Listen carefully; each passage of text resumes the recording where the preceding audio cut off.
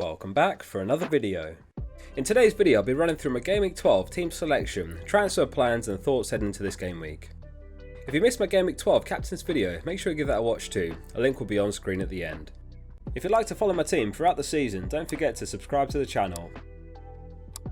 Just before we jump in, today's video is sponsored by OneFootball, which is a free app on both iOS and Android. A link to the app's at the top of the description. From an FPL perspective, I recommend giving it a try, not just because it supports the channel, but it's a genuinely good app for its features such as the lineups, live scores, goal scorers, assists, news and more. When you first open the app, it'll ask you which team is your favourite, or if you don't have one you can simply skip the step. You can also favourite competitions such as the Premier League. Thank you again to OneFootball. To download the app, simply hit the link at the top of the description. Enjoy the video. Let's start with a quick look back at how Game Week 11 went. As you might recall, the decision was made to activate the bench boost and we finished on 104 points all out, which was a game week rank of 72nd, so all in all a huge success. Admittedly, the safe penalty by Foster was very lucky and he was the player we were counting on the least for any points. We were hoping for somewhere between 10 to 16 points from the bench, so 27 points was a huge return, and as a result it was a green arrow from 323rd to 2nd overall. Heading into the final match of Game Week 11, just a single Antonio return would have notched us into first, but we can't complain in second. As a result, Game Week 12 will be as tough as green arrows go, with just a single manager in front of us and 8.6 million behind us. With that in mind, on to the Game Week 12 team selection and transfer plans. Ramsdale starts in goal, who faces a Liverpool side who will be missing a few important players including Firmino and Robertson. That said, they are very capable backups in Jota and Tsimikas.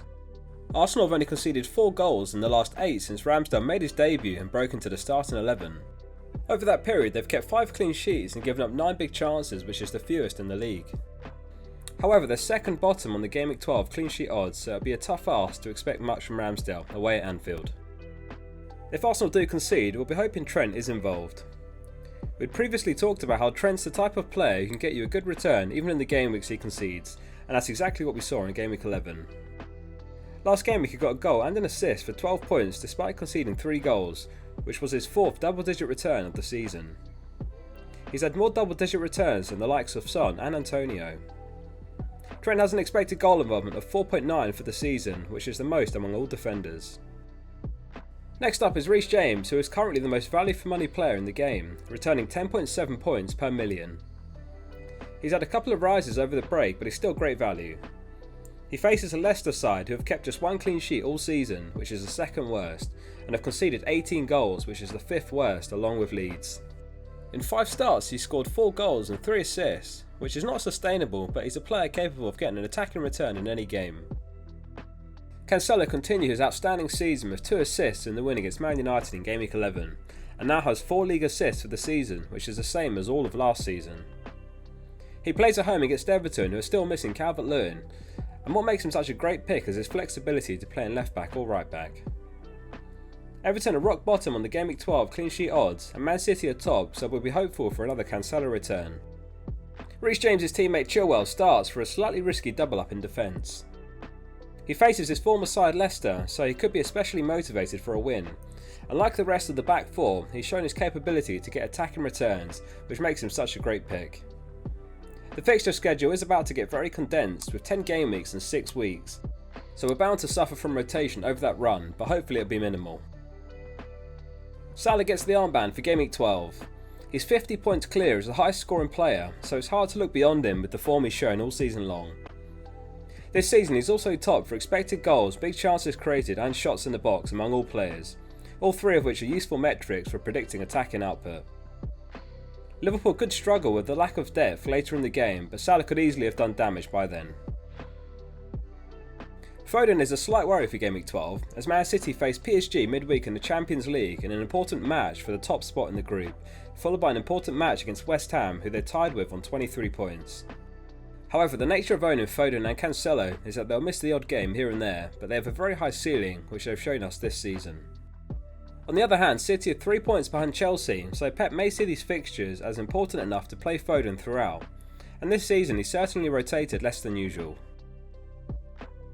Son completes the midfield, who we picked up last gaming for the fixture run Spurs have coming up. He faces Leeds, who have conceded the most chances through the centre this season, with 51 conceded. This could suit the likes of Son and Kane this week. Son has 4 goals and 2 assists for the season, and we'll be hoping for more returns over the coming weeks. Up top is Armstrong, who faces Norwich away, who play their first game under Dean Smith. Armstrong has linked up well with Adams in the last 2 games they've started together, and both of them Southampton have won. Norwich have conceded 26 goals, which is more than any team, and are second worst for expected goals conceded after Newcastle on 21.3 XGC. Armstrong's fixtures get tougher after Gameweek 12, so he's one player we're looking at as a potential transfer out in the near future. Toney's been a very underwhelming pick, and this could be his final chance in the team. He faces Newcastle, who also come back from the break with a new manager, which is Eddie Howe. Newcastle play at home, so they'll be keen to put on a good show, and it could be an open game which would suit the likes of Toney and Mbeumo. Toney is 5th among all forwards for expected goal involvement after Antonio, Aubameyang, Vardy and Ronaldo, which demonstrates what a disappointing pick he's been. Speaking of Antonio, he completes the starting 11 and has also slowed down recently with just 1 goal in his last 5 games. He's got 7.5 expected goal involvement for the season, which is well clear of Aubameyang's 5 XGI, so the data suggests he's worth holding despite the poor form. If we can hold on to him long enough, West Ham have an excellent run of games coming up from around Gameweek 16 onwards. He faces Wolves, whose last clean sheet came all the way back in Gameweek 6 against Southampton. We do have a benching headache off the back of the bench boost, and our Gameweek 12 bench is Foster, Livramento, Rafinha and Smith Rowe. Livramento could punish us for benching him, as he has done several times, but realistically he's the 12th best player for Gameweek 12, so he'll sit first on the bench. If Hasenhuttl indicates that they'll make a late call on Livramento, then we'll swap him and Rafinha around in the bench order. Rafinha's in good form too, so it's not ideal to have him second on the bench, but Conte may set up very defensively, looking for an opportunity to snatch the game. A few weeks back we discussed the option of starting Foster over Ramsdale if Ranieri has turned Watford around by then. However, we'll leave him on the bench for the Man United game, which looks the more sensible decision. The plan is to roll the transfer into Gameweek 12 and reassess next week in terms of which direction we take the team. There's a few players we're considering, so make sure you subscribe for the next one. And let me know if you think we stand any chance of taking first place this game week. Thanks for watching today's video. If you enjoyed it, please hit like to support the channel and subscribe to follow my team throughout the season.